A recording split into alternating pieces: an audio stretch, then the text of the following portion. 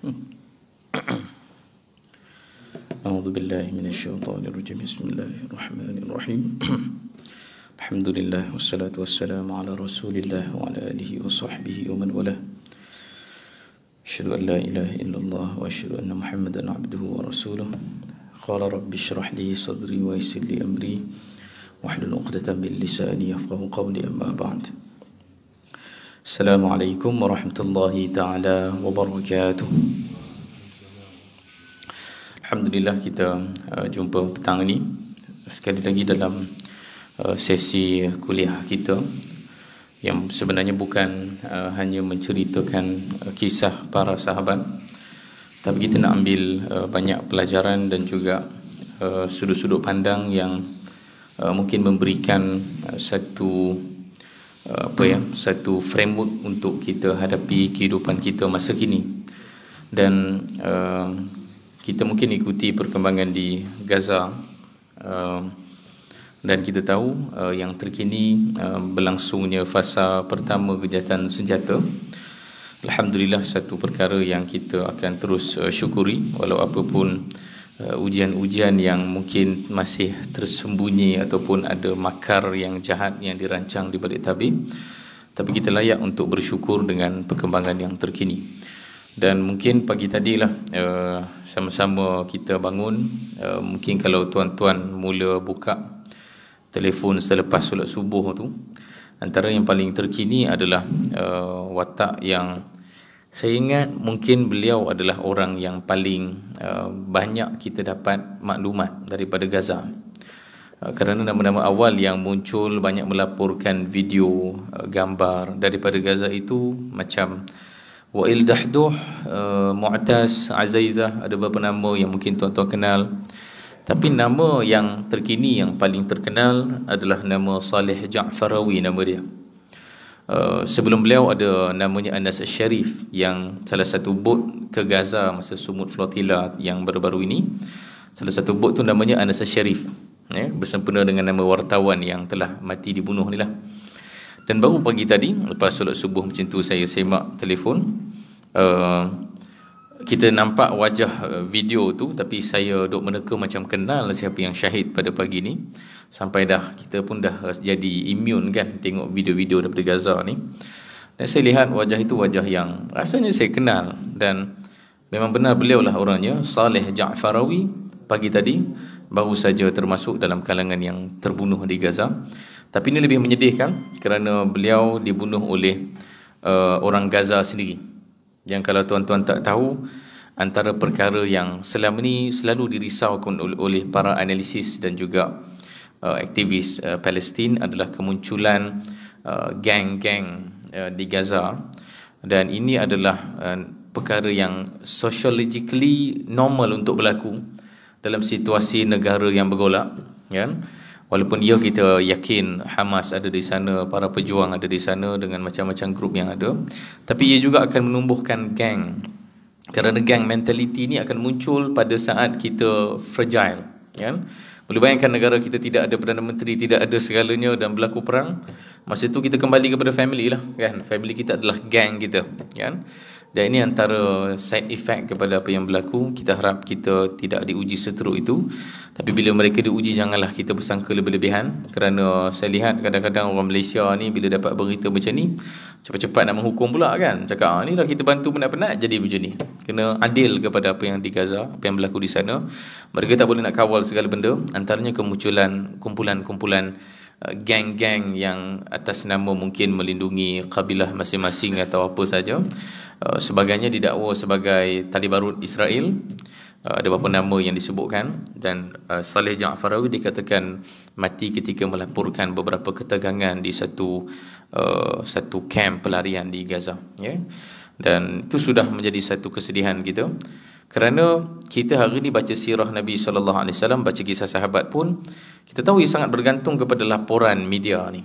Kalau tidak ada wartawan yang melaporkan cerita para sahabat, kita tak tahu cerita ni, kan? Dan kita tahu kita hari ni hidup beragama, hidup dapat inspirasi daripada mereka yang benar-benar wujud, syariah yang benar-benar diturunkan Allah Ta'ala. Tapi kalau tidak ada yang melaporkan ini kepada kita, maka kita tak tahu, Sebab tu kematian para wartawan di Gaza sekarang sudah 206, seingat saya yang saya semak, 206 orang wartawan telah terbunuh sejak 2 tahun yang lalu di Gaza.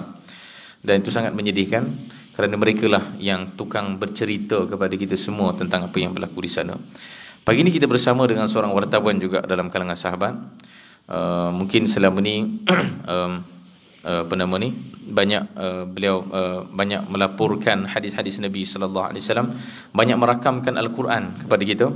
Sebab kerja wartawan zaman Nabi paling beratlah kerana kena merakamkan Al-Quran, kena confirmkan Al-Quran itu bulat-bulat sebagaimana yang Allah sampaikan. Dan wartawan yang kita nak berkenalan ini namanya Zaid ibn Thabit.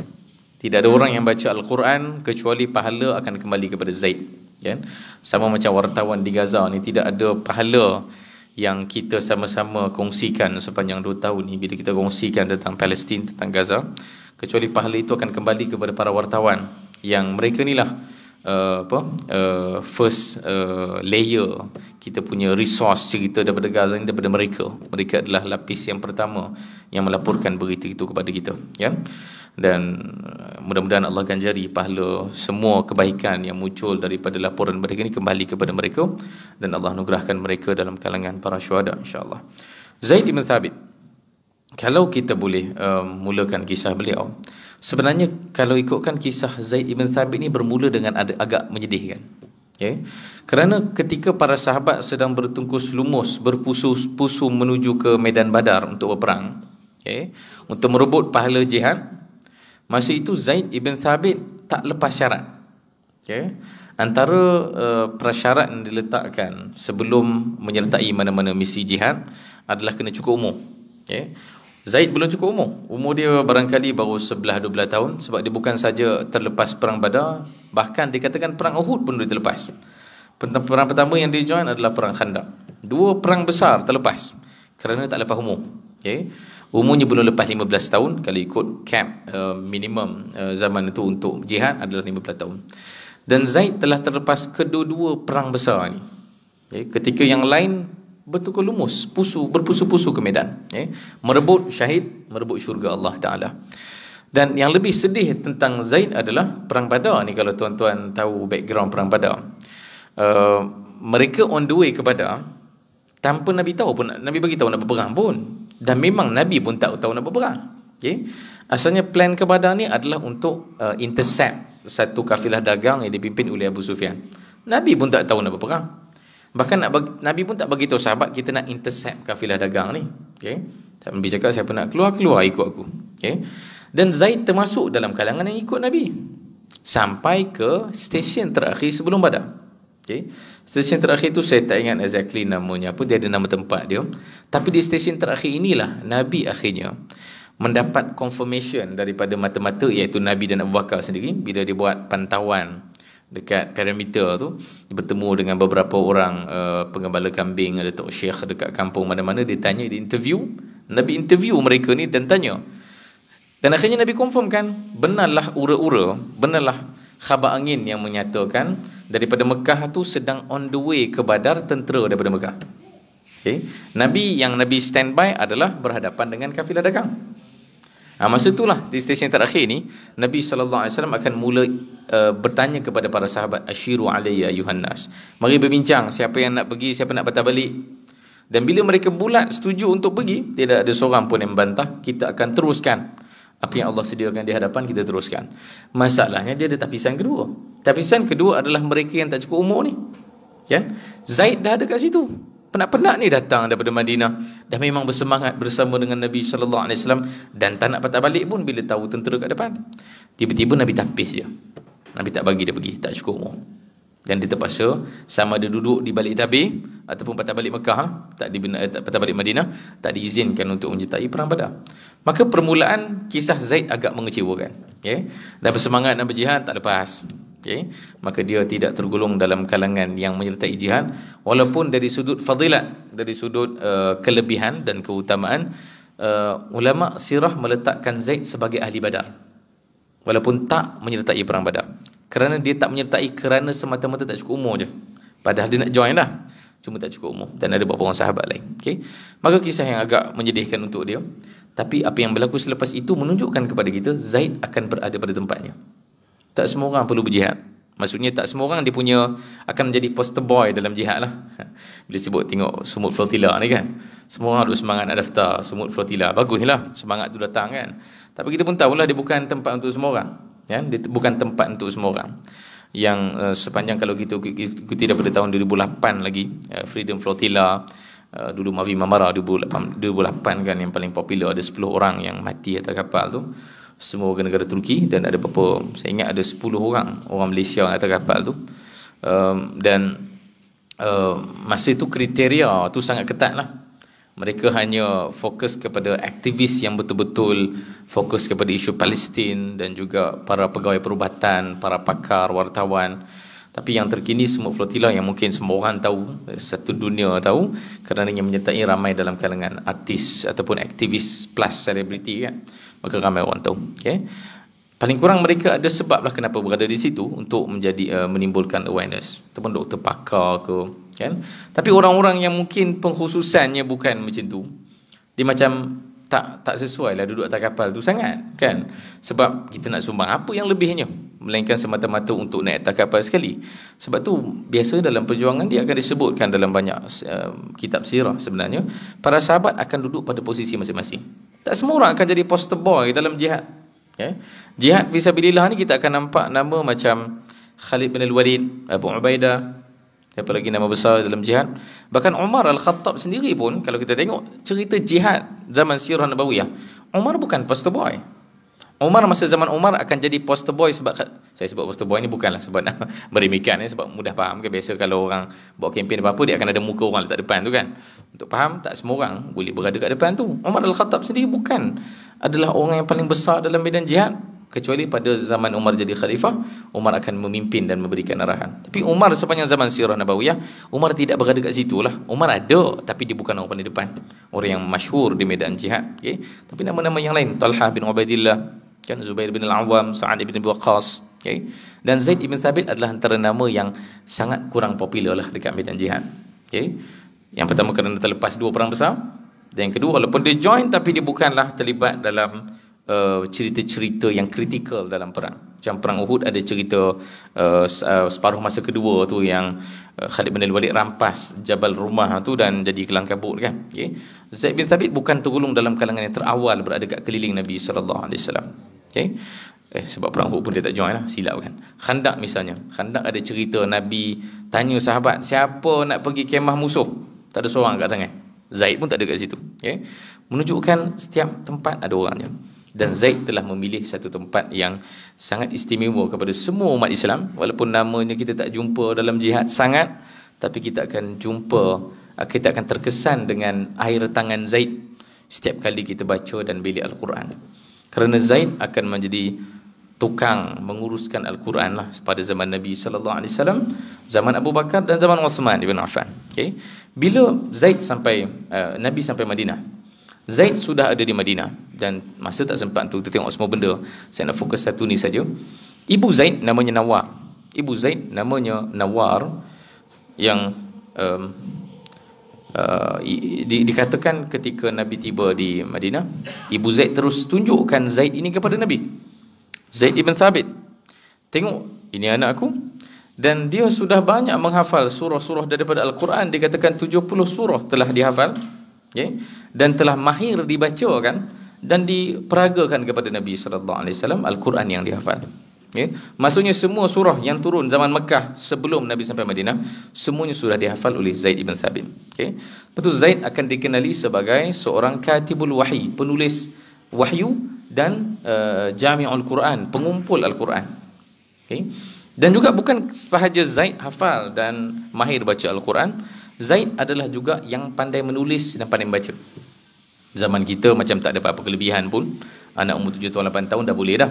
Tapi zaman Nabi SAW ini adalah skill yang sangat rare. Okay? Dan kita pun tahu Nabi kita SAW pun tak tahu baca, tak tahu tulis. Dan ini bukan tuduhan orientalis ke orang jahat ke tak. Ini adalah kesimpulan para ulama bila membaca riwayat dalam sirah An-Nabawiyah. Mereka menyimpulkan Nabi kita memang tak tahu baca, tak tahu tulis. Khilaf pun pada akhirnya boleh baca ke tidak, itu saja khilaf. Tapi umumnya Nabi kita adalah Nabi yang ummi, yang tak boleh baca, tak boleh tulis. Maka skill yang ada pada Zaid ni rare, sangat langka, sangat unik. Kerana ibu Zaid telah menghantar Zaid ni pergi sekolah, dalam kurungan sekolah lah zaman tu, iaitu dia pergi belajar dengan ni pun satu anekdot dalam kisah Zaid, dia banyak berkawan dengan anak-anak Yahudi. Maka dalam sirah, kalau tuan-tuan perasan, orang Yahudi ni memang orang yang pandai baca, pandai tulis. Mereka orang yang bertamadun berbanding orang Arab sendiri. Mereka ada kalender sendiri, mereka ada pasar sendiri, mereka ada bahasa sendiri. Tapi orang Arab ni dia agak ke belakang sikitlah dari sudut skill, ya. Dan akhirnya Zaid ada kemahiran membaca, menulis, hafal Quran lagi, pandai baca Quran lagi. Dia ada package yang cukup untuk diberikan tanggungjawab menjaga dan memelihara Al-Quran. Allah dah jamin, okay? Allah jamin dalam satu ayat, saya ingat dia punya kepala ayat ni, okay? Di hujungnya Allah sebut wa inna lahu lahafizun. Apa ayat ni? Kalau tuan-tuan ingat, kepala ayat ni saya tak jumpa kepala, tak jumpa ujung. Tapi Allah jamin dalam Al-Quran, mafhumnya Allah Ta'ala menjamin Al-Quran akan terpelihara. Kita tahu ayat tu, kita tahu ini adalah Al-Quran yang kita baca sekarang yang terpelihara. Tapi bila Allah Ta'ala tetapkan satu perkara, Allah Ta'ala juga akan sediakan prosesnya lah, macam mana ia akan dipelihara. Sama juga para ulama bincangkan tentang bab kiamat. Ya, kiamat akan berlaku, tapi macam mana kiamat nak berlaku? Sebab tu orang beriman ni tengok dunia ni, climate change ke, ais di Antartika mencair, paras air laut menaik, dia sepatutnya mendatangkan iman tu. Sebab ini adalah antara cara-cara yang Allah wujudkan untuk menghancurkan bumi lah, untuk datangnya kiamat, kan. Cerita-cerita perang akhir zaman semuanya adalah proses macam mana dunia ni akan hancur, okay? Sama juga Al-Quran yang Allah nak pelihara ni, okay? Al-Quran yang Allah jamin akan terpelihara ni, kepemeliharaan tu akan berlaku sebagaimana selayaknya, iaitu akan ada orang yang menjaga Al-Quran. Sebab Al-Quran yang turun pada Nabi, dia bukan turun macam yang kita dapat dalam phone kita. Lagilah kan digital, memang tak ada lah. Teks pun tak ada. Al-Quran tidak turun dalam bentuk teks. Al-Quran turun dalam bentuk revelation. Maksudnya wahyu. Dia adalah sesuatu yang masuk dalam hati Nabi SAW dan Nabi bacakan kepada para sahabat. Macam mana nak merakamkan maklumat ni? Macam saya bercakap pada tuan-tuan, siapa nak merakam kata-kata saya? Dan kata-kata saya ni tak susah sangat lah, sebab dia bukan wahyu, kan. Dan yang kedua, kata-kata saya ni tak ada harakat, kan, tak ada mat, tak ada dengung, tak ada masalah sangat lah untuk disalin dan diingati. Tapi macam mana nak memastikan Al-Quran yang ada tone, yang ada tajwid, yang ada harakat, yang ada makharaj huruf, yang ada sifat bagi setiap huruf, untuk dirakam kekal sampai akhir zaman? Kerjanya kerja yang susah, okay? Dan Zaid ibn Thabit adalah insan yang akan dipertanggungjawabkan untuk merakamkan Al-Quran ni. Ada banyak riwayat yang menunjukkan bila Nabi dalam situasi tertentu, Zaid akan ada di situ untuk Nabi panggil, mari Zaid, tulis ayat ni, tulis Al-Quran yang tengah turun ni. Ada satu ketika, yang ni ceritanya dia visualize sikit, bagaimana pada satu ketika barangkali Zaid sedang dia panggil apa, bersembang dengan Nabi ke apa, dan masa itu kaki Nabi, mainkan betapa akrab Nabi dengan para sahabat, paha Nabi di atas kaki Zaid, paha Nabi di atas kaki Zaid, macam kita main dengan anak-anak lah kot, kan. Dan masa itu di dalam masjid Nabi SAW, tiba-tiba Zaid rasa berat kaki dia, dan bila dia tengok Nabi, confirm wahyu tengah turun. Dan lamanya wahyu itu turun sampai tahap Zaid dah fikir dah, ini mungkin hari terakhir kaki aku ada lah, sebab berat sangat wahyu tengah turun. Dan ini menambangkan betapa akrabnya dengan Nabi. Sebab siapa yang nak rakamkan Al-Quran, dia kena rapat dengan Nabi SAW. Dan orang itu adalah Zaid ibn Thabit, okay? Seorang sahabat yang pakar membaca, pakar menghafal Al-Quran, dan pakar menulis wahyu Allah Ta'ala. Dan kita kena skip sikit kisah tentang Zaid untuk memahami bagaimana peranan dia pada zaman Abu Bakar dan Uthman ibn Affan. Bila tiba zaman Abu Bakar, akan ada satu isu besar yang Umar Al-Khattab perasan, iaitu bila berlaku banyak sangat perang. Sebab zaman Abu Bakar ni ada perang Nabi palsu, perang orang murtad, perang orang tak nak bayar zakat. Antara yang paling severe adalah perang menentang Nabi palsu lah, yang mengorbankan ramai nyawa, okay?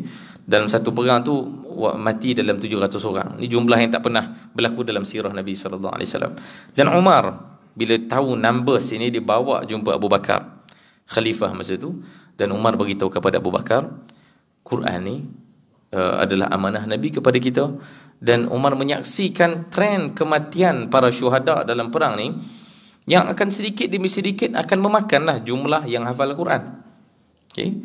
Daripada 700 orang yang syahid dalam perang Yamamah tu, perang menentang Nabi palsu. Okay. Kita boleh bayangkan mungkin, sebab kalau dalam sirah menyebut ada dua nama yang hafizul Quran. Zaid bin Al-Khattab, adik Umar Al-Khattab, dan juga siapa seorang lagi, Salim Maula Abi Huzaifah. Dua nama ni yang hafizul Quran. Yang baki 698 tu tak tahulah statusnya apa, sebab yang disebutkan dua nama ni saja yang hafizul Quran.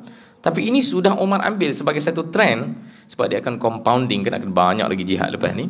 Maka apa akan jadi kalau jumlah itu compounding?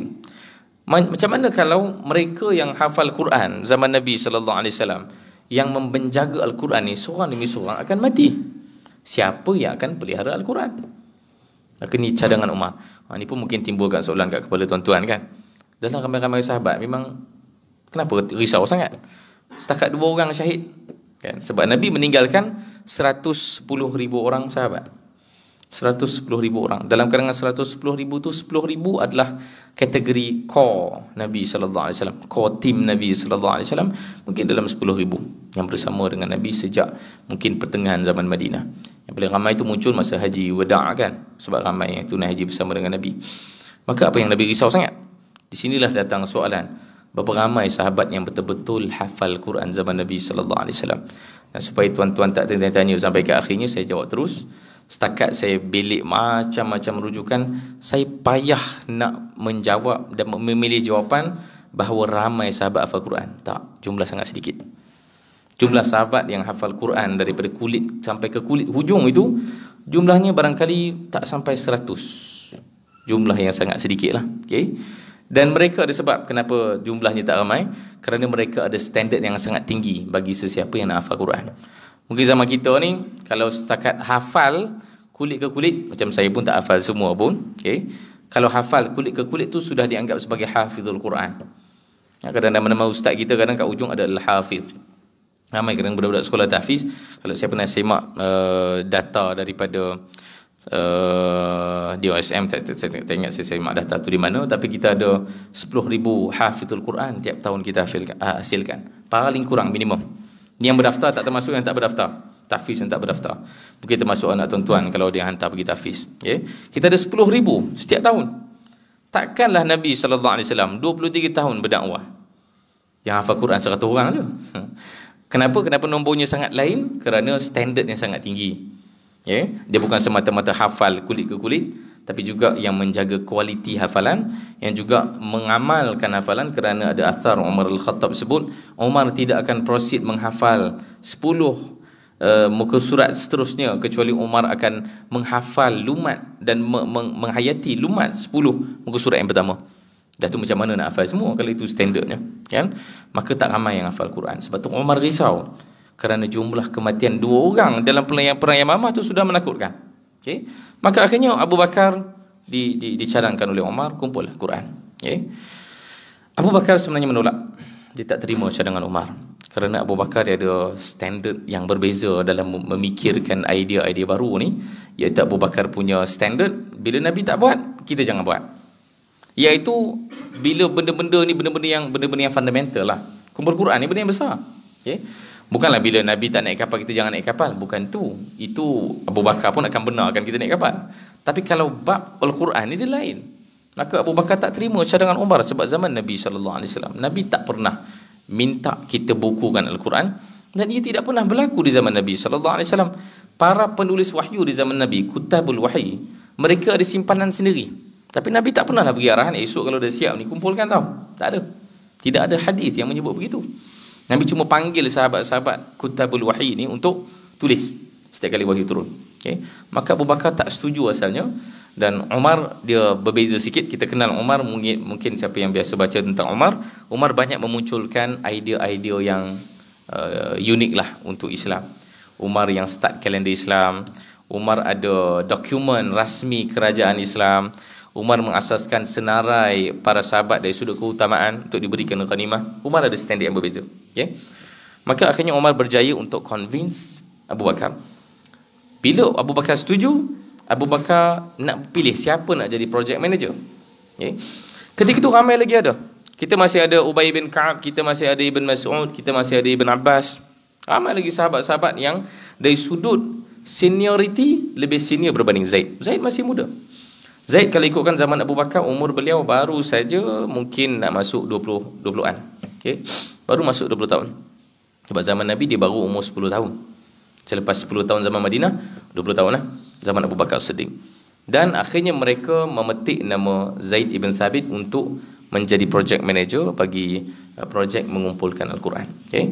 Maka akhirnya jadilah Zaid project manager yang akhirnya melengkapkan Al-Quran fasa pertama. Zaman Uthman masalah lain muncul. Okay. Zaman Uthman ada satu masalah yang berbeza muncul, iaitu Quran dah kumpul. Okay. Dah selamat dah, jangan risau. Tapi masalahnya muncul zaman Uthman. Mereka bila pergi ke serata dunia, secara spesifik Huzaifah bin al-Yaman, sahabat yang ditugaskan sampai ke Uzbekistan, kalau ikut tanah tu hari inilah Uzbekistan. Dan di sanalah Huzaifah bin al-Yaman bertemu dengan para muslimin yang membaca Al-Quran. Tapi bacaan Qurannya itu salah. Bukan bacaannya salah saja, tapi kandungan Al-Qurannya salah. Macam mana boleh ada yang tak standard ni? Kalau tuan-tuan mungkin ada peringkat sekolah belajar kelas kemahiran Al-Quran, atau mungkin tahu ada qiraat Al-Quran. Ada yang baca Alhamdulillahirabbil alamin arrahmanir rahim maliki yaumiddin iyyaka na'budu wa iyyaka nasta'in ihdinas siratal mustaqim. Itu qiraat tak ada isu. Okey. Qiraat ni memang perkara yang warid, yang memang disebut, yang diriwayatkan dalam hadis Nabi sallallahu alaihi wasallam. Tapi yang bermasalah adalah kalau tiba-tiba ada ayat lain, tiba-tiba ada perkataan lain, tiba-tiba ada maksud lain. Sebab kalau Quran salah, maka agama ni pun akan salah. Maka Uthman ketika itu terus didatangi oleh Huzaifah, direct naik unta lah daripada Uzbekistan, terus turun ke Madinah, bertemu dengan Uthman dan sebut kepada Uthman ibn Affan ada masalah besar. Yang lebih besar daripada semata-mata jihad, iaitu Al-Quran sedang disebutkan secara salah di Uzbekistan. Dan masa itu Khalifah Uthman terus mencari di mana naskah Al-Quran terakhir yang diwariskan sejak zaman Abu Bakar. Ternyata di rumah Hafsah binti Umar. Sebab Umar kan akan mati dibunuh kan. Umar tak sempat pass over lah mushaf Al-Quran tu kepada Uthman, sebab Umar tak tahu siapa yang jadi khalifah. Maka Umar beri kepada Hafsah, anak Umar, dan juga isteri Nabi sallallahu alaihi wasallam. Maka Uthman minta balik naskah itu daripada Hafsah, dikeluarkan dan dipanggil semula Zaid ibn Thabit yang sama. Zaid ibn Thabit yang sama dipanggil untuk buat salinan. Zaman Abu Bakar kumpul, kali ni okey, kita dah confirm dah Al-Quran ni memang ini saja, tak ada yang lain, tak ada kurang, tak ada tambah. Tapi kali ni kita ada projek lain, Al-Quran dah mula rosak dekat tempat lain. Kita nak buat salinan Al-Quran, dan semua salinan peribadi orang lain, siapa-siapa yang ada salinan Al-Quran kena dibakar. Tak boleh seorang pun simpan salinan Al-Quran. Tak boleh seorang pun simpan. Sebab tu kalau tuan-tuan pernah pergi ke Topkapi tu, dekat Istanbul tu kan, istana Topkapi tu ada banyak pameran sejarah Islam. Kalau ada yang pernah baca kat situ, ada Quran Abu Bakar lah, Quran yang pernah dibaca oleh sahabat lah, ceraian Quran yang dihimpunkan oleh Zaid bin Thabit, ketahuilah dari sudut sejarah dia ada banyak masalah. Sebab semua nuskhah sudah pun dibakar, tidak ada yang berbaki lagi. Bahkan sebenarnya salinan Uthman pun kalau ikut sejarah sudah tidak ada, sebab dia pakai parchment, dia bukan pakai papyrus pun kan. Papyrus pun kalau nak survive pun perlu dipelihara elok kan, apatah lagi yang pakai parchment, yang kalau ikut umurnya memang takkan sampai pada zaman kita lah. Maka akhirnya Zaid ibn Thabit buat salinan, katanya ada berbelah-belah salinan, dan setiap satu salinan akan pergi ke setiap kota umat Islam, ke Basrah, Kufah, Syam, Mesir, dan mana-mana tempat yang berkaitan lah. Dan semua Quran akan dilupuskan. Ia dilakukan sekali lagi oleh Zaid ibn Thabit. Sebab tu Quran yang kita baca hari ini, kita kena tahu dia dilakukan, dikumpulkan oleh seorang sahabat yang tidaklah terkenal dalam siri jihad, dan terlepas dua perang utama dalam sejarah Islam, padahal dihidup ketika itu.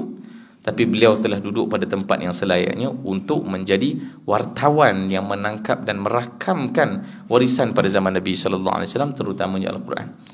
Sebab itu hari ini dengan isu Palestin, dengan segala perkembangan dunia yang kita nampak sekarang, saya tahu setiap seorang daripada kita nak berkhidmat untuk Palestin.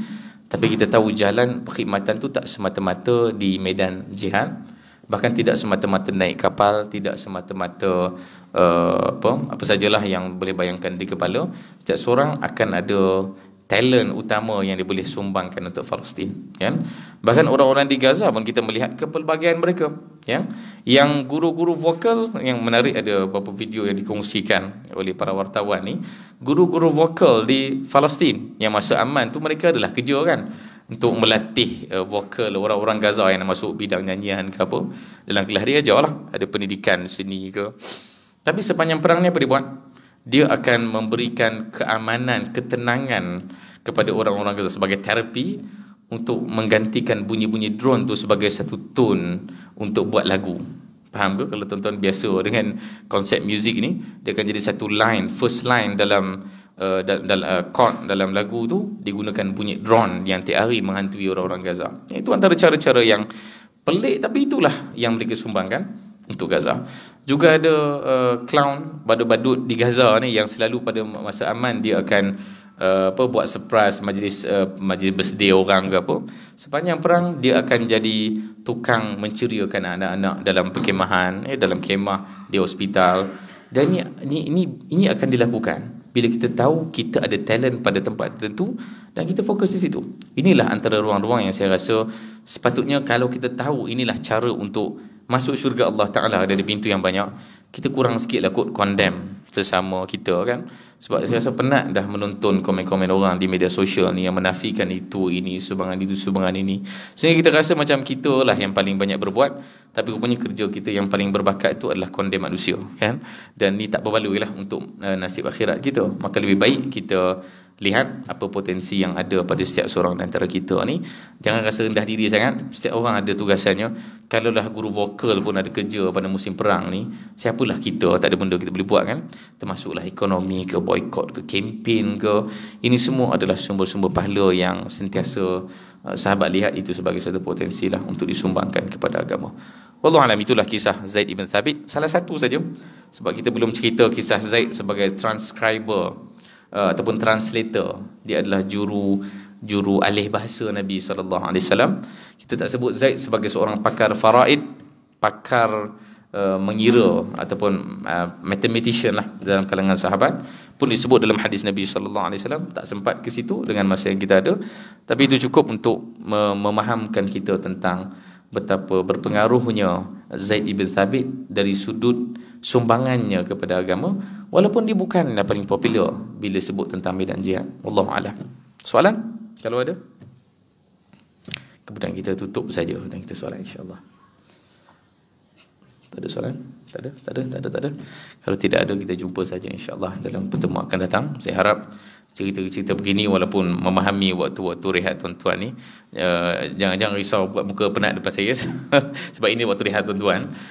Silakan bersama dengan majlis ni macam dengar radio pun okey, asalkan kita ada attempt ataupun ada usaha untuk memastikan waktu-waktu kosong ataupun waktu-waktu senggang di pejabat kita ni dengan pengisian rohani, insya-Allah. Sila. Ada soalan? Sila. Tanya pasal Qiraat, ya.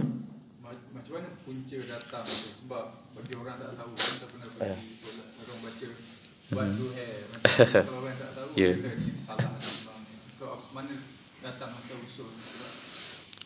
Cerita yang sangat panjang. Kalau saya boleh mudahkan cerita, Al-Quran yang bila kita nak wariskan sesuatu kepada orang, ada yang kita boleh wariskan melalui teks, kan. Contoh Al-Quran, kan, tulang-tulang Al-Quran tu, huruf-huruf Al-Quran, dia boleh diwariskan secara tekstual. Tapi ada satu masalah pada Al-Quran, macam mana nak mewariskan bunyi Al-Quran. Okay? Maka bunyi Al-Quran ni kita hanya tahu melalui lisan lah. Maksudnya guru Quran, okay? Dan guru-guru Quran yang awal, dia ada pecah beberapa madrasah sebenarnya. Mereka jalur mereka ni direct kepada Nabi, ya. Semua sampai kepada Nabi SAW. Dan ada beberapa version, bukan version ayat, ya, tapi version cara baca. Sebab tu namanya qiraat, cara baca, okay? Bukan kitabah, bukan tulisan Al-Quran, tapi bunyi Al-Quran yang mereka dengar daripada guru mereka. Dan ada hadisnya, ada riwayatnya yang disahkan oleh sahabat-sahabat yang utama. Maksudnya sahabat-sahabat yang utama ni pernah baca depan Nabi dan Nabi tak komen. Okay? Maksudnya benda ni sahih, ni bukan benda bid'ah ke benda pelik-pelik ke, ni memang benda betul. Okay? supaya tuan-tuan tak kejut, esok kat Malaysia ni sangat jarang lah jumpa guru qiraat. Tapi zaman saya belajar dulu, masjid Jamiah Universiti saya, imam saya tu Imam Syekh Makmun, memang tiap kali solat dia tukar-tukar qiraat. Syok lah kita yang belajar kan, tapi untuk orang awam mungkin tak biasa. Dan kena faham juga ni bukan benda utama lah. Takut nanti tuan-tuan balik keluar daripada kuliah ni pergi belajar qiraat kan, itu bukan benda paling besar. Cuma siapa minat belajarlah kan, kena tahu juga ya tentang benda ni.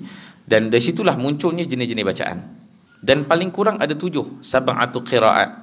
Ada 7 jenis cara baca.